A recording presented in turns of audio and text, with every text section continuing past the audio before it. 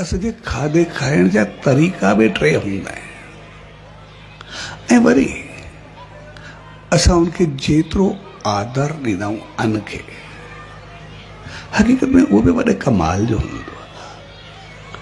असां ॾिसंदा हुआसीं अॻु में असां में हिकिड़ो रवाजु हूंदो, जॾहिं बि खाधो शुरू कंदा हुआसीं उहो खाधे मां कुझु न कुझु कढंदा हुआसीं, कोई पखियुनि खे कोई पशुनि खे कंहिंखे बि ॾींदा हुआसीं ऐं उन वक़्तु मालिक जो धन्यवाद कंदासीं, अरदास कंदासीं, उनजो आशीर्वाद घुरंदासीं, पोइ खाधो तयारु कंदासीं, खाईंदा हुआसीं। उनजे पोइ तां लॻे वॾी कमाल जी चीज़ आहे। असां जंहिं माण्हू खे जंहिं चीज़ खे इज़त ॾींदासीं उहो असांखे भाग भराए करे मोटाए करे ॾींदो। जंहिंखे इज़त न ॾींदासीं त पोइ उहो असां सां घणो वक़्तु न हली सघंदो आहे। असां ॾिसंदा आहियूं असांजो कंहिं सां बि केतिरो प्यारु हुजे, कंहिंजो कहिड़ो कमु हुजे, कंहिंजा कहिड़ो रिश्तो हुजे, कंहिंसां कहिड़ी दोस्ती हुजे, जेकॾहिं असां उनखे इज़त ॾींदासीं त वरी वरी असां सां बहितर ऐं चङो माहौल रखंदो। जेकॾहिं कुझु दफ़ा हुनजी लाहे छॾींदासीं, इज़त न ॾींदासीं, कुझु ॾींहंनि खां बाद हलियो वेंदो, कुझु थींदो ई न। असां बि ॾिसंदासीं कंहिंसां वेंदासीं, किथे इज़त मिलंदी त असां वरी वरी वेंदासीं, तालुकात बढ़ाए रखंदासीं, कंहिं मुंहुं न ॾींदासीं त पंहिंजो पाण छॾे ॾींदासीं। साॻे नमूने असांजे खाधे जो असरु आहे। हक़ीक़त कुझु वक़्तु अॻु जी ॻाल्हि आहे,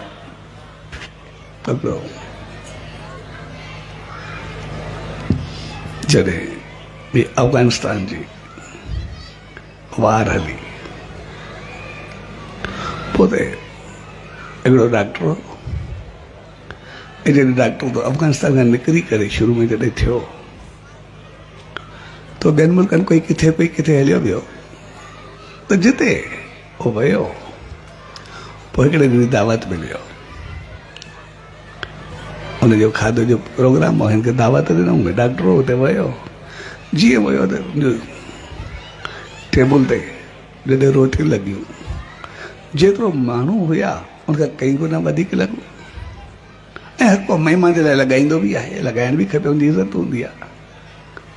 त उन्हनि खे जेको लॻाइणो हो सभु कुझु लॻायो, कई गुना वधीक खाधो लॻायो, कोल्ड ड्रिंक्स लॻायूं, अलाए छा छा जेतिरो हुयो सभु कुझु हुयो, जेतिरो कुझु चई सघिबो आहे उहो सभु कुझु उन टेबल ते हुयो।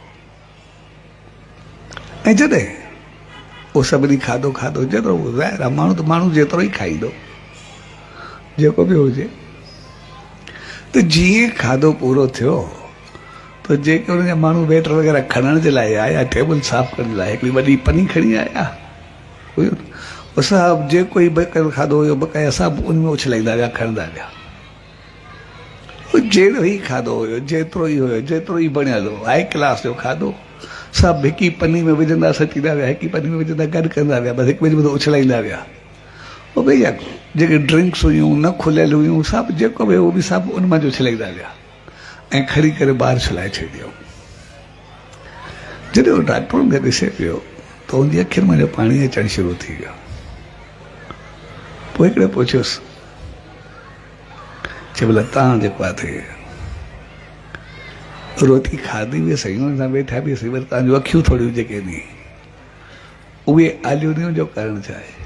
चए छा आहे त मूंखे पंहिंजी ज़िंदगी यादि अची वई। असां बि ईअं हुयासीं जीअं तव्हां हो।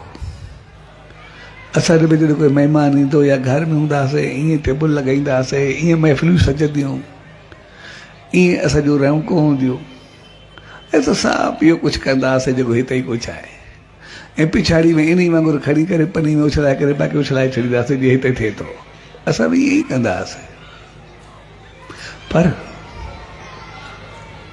जॾहिं असां उन मौक़े ते आयासीं, अहिड़ा हुयासीं, अचानक माहौल बदिलियो। उते जंग शुरू थी वई, माहौल ख़राब थियो, अफ़रा तफ़री फैलिजी वई, कोई कीअं, कोई काॾे भॻो, सभु कुझु ख़तमु थी वियो। तव्हांजो असां पाण पंहिंजे ॿारनि सां हिकु हिकु अन्न जे दाणे जे लाइ मोहताज थियासीं। असांखे केतिरा ॾींहं बुख करणी पवंदी, कॾहिं मिलंदो कॾहिं न मिलंदो, कॾहिं कंहिंजो बचियल मिलंदो। अगरि मुश्किल सां असां निकिरी करे उतो आयासीं, सो उहा चीज़ मूंखे त ॾिसी करे यादि आई त जॾहिं असांखे मालिक निवाज़ियो, असांखे एतिरो कुझु हुयो ऐं मालिक असांखे एतिरो ॾिनो, असां उन वक़्त जो क़दुरु न कयोसीं, उनजी इज़त न कईसीं।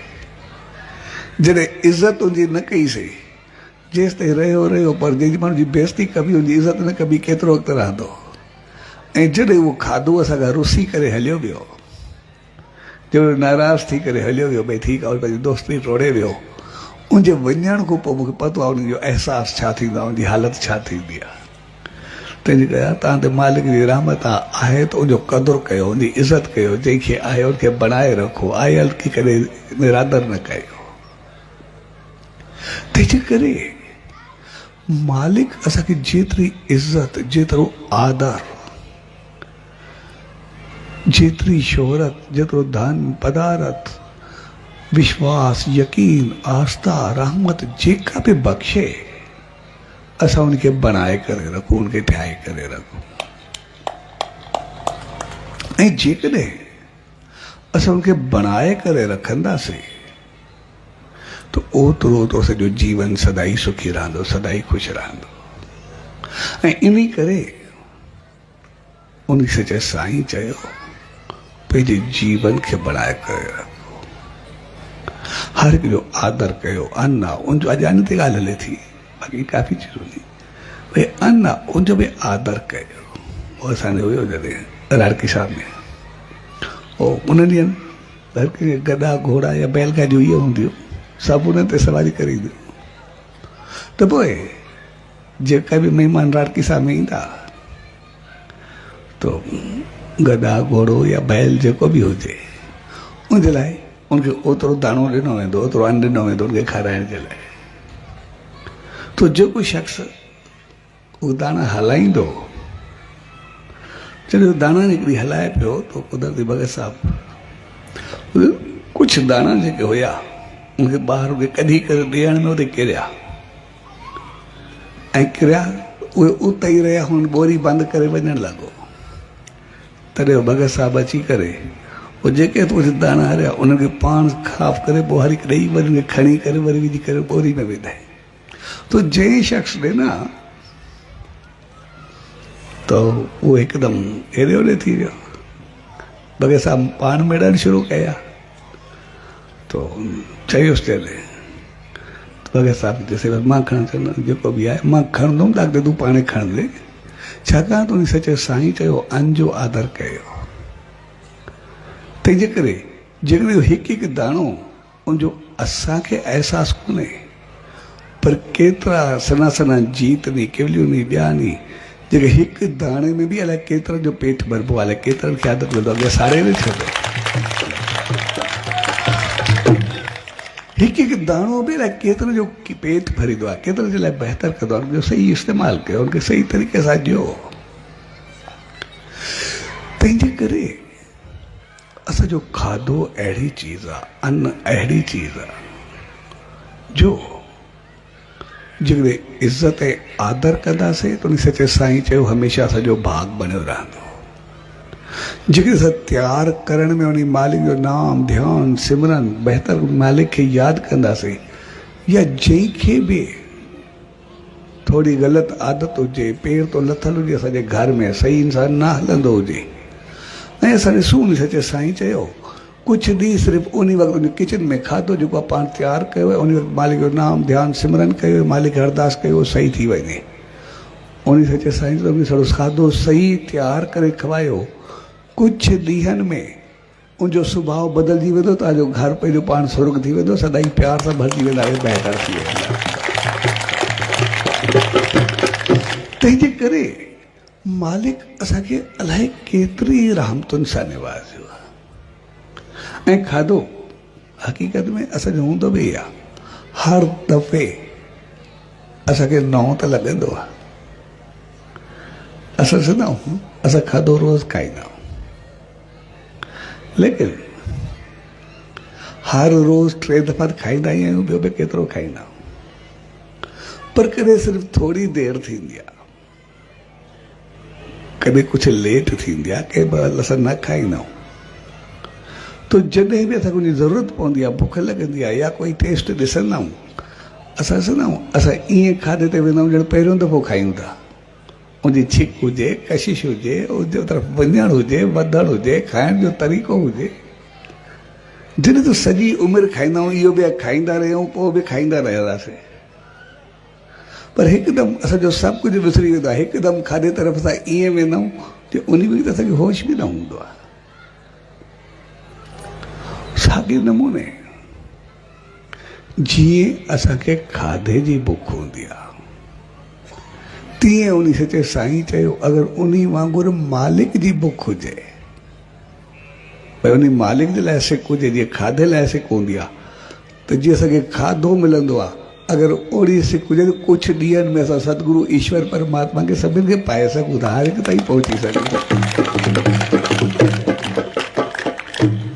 इन करे असां रोज़ केतिरा दफ़ा खाधो खाईंदा आहियूं, अलाए छा छा खाईंदा आहियूं, लेकिन जहिड़ी सोच, जहिड़ी नियत, जहिड़े अंदाज़ सां खाईंदासीं, वठंदासीं, बणाईंदासीं, तहिड़ो असांखे फल ॾींदो। असांजी मर्ज़ी आहे उनखे अमृत करे वठूं, असांजी मर्ज़ी आहे उनखे घर जो करे खायूं, असांजी मर्ज़ी आहे उनखे होटल जो करे खायूं, असांजी मर्ज़ी आहे उनखे उछलाए करे खायूं, पंहिंजो पाण खे विञाए छॾियूं। पर जॾहिं इज़त, आदर ऐं फज़ीलत सां खाईंदासीं, असांजो जीवन उन सचे साईं चयो घणो संवारो। तंहिंजे करे खाधो खाइण खां अॻु पोइ असां उन मालिक खे यादि ज़रूरु कयूं, उनजो शुक्र, उनजी रहमत खे ज़रूरु सॼियूं। ऐं जेकॾहिं असां थोरो पंहिंजो पाण में बदिलाव आयोसीं त सभु कुझु बदिलजी वेंदो आहे। तंहिंजे करे मालिक असां सभिनी इंसाननि खे सभु रस्ता खोले करे ॾिना आहिनि, लेकिन असां इंसान जेके बि आहियूं असां संभाले करे हलंदा आहियूं। असांखे जेतिरो बि कुझु हूंदो आहे उनजी संभाल कंदा आहियूं, पोइ इहो माल हुजे, मिल्कियत हुजे, घर हुजे, ॿार हुजे, परिवार हुजे, संसार हुजे, जहिड़ी जंहिंजी हालत हुजे, इंसान जी नेचर में संभाल आहे। कंहिंखे लोटी ऐं लंगोटी हूंदी उहो बि ओतिरी संभाल कंदो, कंहिंखे माल मिल्कियत हूंदी उहो बि ओतिरी संभाल कंदो, झोपड़ी वारो बि ओतिरी संभाल कंदो आहे, बंगले ऐं महल वारो बि ओतिरी संभाल कंदो आहे जेतिरी जेके आहे। तंहिंजे करे असांखे बि जेका मालिक रहमत ॾिनी आहे, असां सभु मिली करे उनजी ओतिरी संभाल ज़रूरु कयूं। जेकॾहिं असां थोरी संभाल कईसीं, पंहिंजो अंदाज़, पंहिंजो तरीक़ो उन सचे साईं जी रहमत ऐं आसीस वांगुरु हलायोसीं, असां तयारु करणु खाइण में पाण खे बणायो त असां हिकु हिकु चीज़ प्रसाद भरिजी वेंदी ऐं असांजो घर मंदरु वांगुरु प्यार ऐं मोहबत जो गहवारो भरिजी वेंदो। ऐं असां उन अन खे उन सचे साईं जी रहमत वांगुरु थोरो संभाले करे हलियोसीं, इज़त ॾिनी, विञायोसीं न, असांजो भाग सदाई बणियो रहंदो। असांजे कॾहिं बि अन जी कमी न हूंदी, असांजे घर में कॾहिं बुख न ईंदी, असां सदाई हरिया भरिया ख़ुशि ऐं ख़ुशहाल रहंदासीं, सदाई बहितर रहंदासीं। तंहिंजे करे पर जेको उन सचे साईं जी रहमत में गॾु थींदा आहियूं, उनजी रहमत में ईंदा आहियूं, मुंहिंजे नाले ते प्रोग्राम, उत्सव, ॾींहुं, सत्संग जेको बि कंदा आहियूं, इन जो मक़सदु आहे उनजे संदेश, उनजे निर्देश, उनजे आदेश खे साम्हूं रखी करे पंहिंजे जीवन खे थोरो बहितर कयूं, पंहिंजी ज़िंदगी खे थोरो बहितर रस्ते ते हलायूं। छाकाणि त असां सभु इंसान सुख, शांति, समृद्धि, ख़ुशी, ख़ुशहाली सभु चाहींदा आहियूं, ऐं उहो सभु कुझु असां थोरो पंहिंजो पाण खे संभाले करे हलूं, उन सचे साईं चयो सभु कुझु मिलणु शुरू थी वेंदो।